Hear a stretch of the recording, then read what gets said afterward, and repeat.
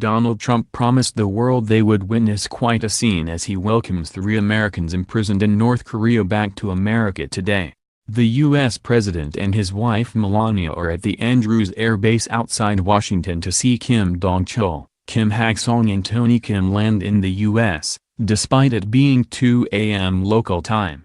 On the tarmac a giant American flag was flown between 2 Maryland fire trucks as Mr. Trump prepared to greet the men as heroes along with Vice President Mike Pence and Second Lady Karen Pence. The 3 men were released yesterday after up to 3 years of prison and hard labor after Secretary of State Mike Pompeo left Pyongyang after meeting with Kim Jong-un to formalize final plans for a Trump-Kim summit this year. Speaking yesterday at a cabinet meeting, Mr. Trump said, "I appreciate Kim Jong-un for doing this." Singapore is the likely site for the historic meeting between the U.S. President and North Korea's dictator at the end of May or in early June and will last up to 2 days.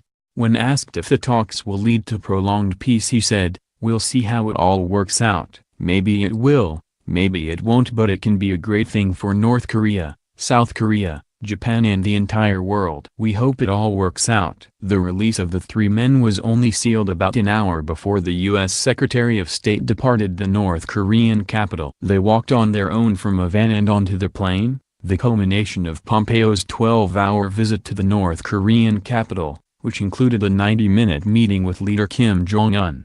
Returning to his hotel from that meeting, Mr. Pompeo had given reporters a fingers-crossed sign when asked if there was good news about the detainees.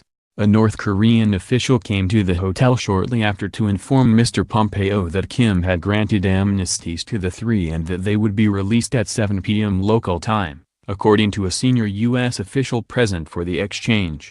Carl Risch, the Assistant Secretary of State for Consular Affairs, and a doctor went to another hotel to pick up the men and bring them to the airport. The official said.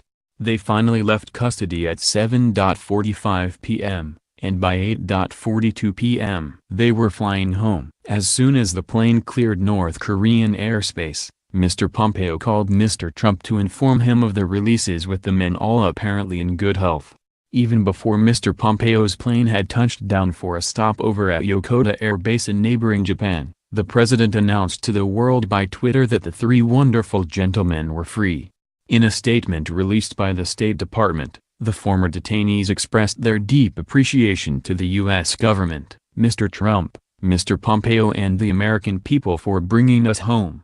They are the latest in a series of Americans to be held in North Korea for alleged anti-state activities in recent years, only to be freed during the visit of a high-level U.S. official or statesman. Their releases draw a line under an issue that had weighed on plans for a historic summit between Mr. Kim and Mr. Trump that will focus on North Korea's nuclear weapons. "We are granting amnesty to the 3 detained Americans," the North Korean emissary told Mr. Pompeo at Pyongyang's Koryo Hotel, according to the senior U.S. official.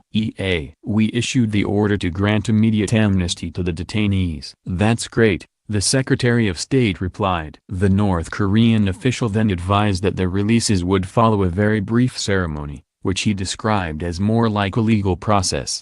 The official closed with a gentle warning for the U.S. to prevent a repeat. "You should make care that they do not make the same mistakes again," the official said. "This was a hard decision.